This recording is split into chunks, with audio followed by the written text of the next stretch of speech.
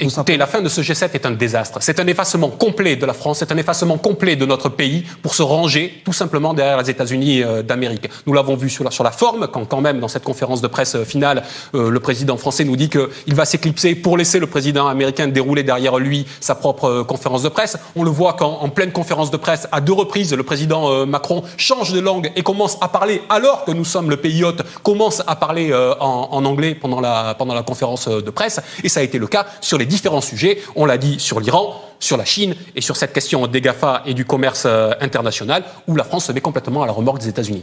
Et je le dis d'autant plus facilement que les grandes questions qui devraient être à l'ordre du jour de ce G7 ne sont pas abordées. C'est les Américains eux-mêmes qui disent finalement que le président Macron, en définissant l'agenda, a défini un agenda de niche.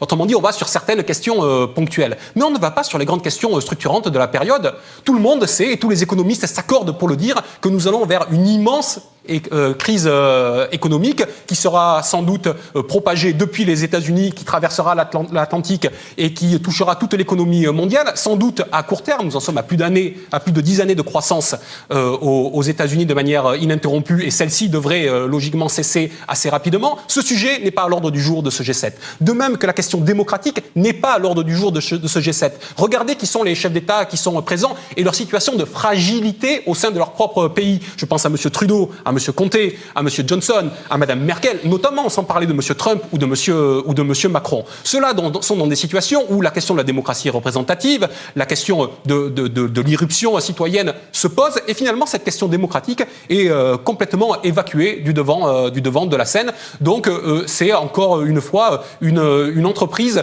qui vise à donner à voir et à donner à manger aux téléspectateurs, mais sans chercher à régler les problèmes de fond qui structurent l'espace politique mondial.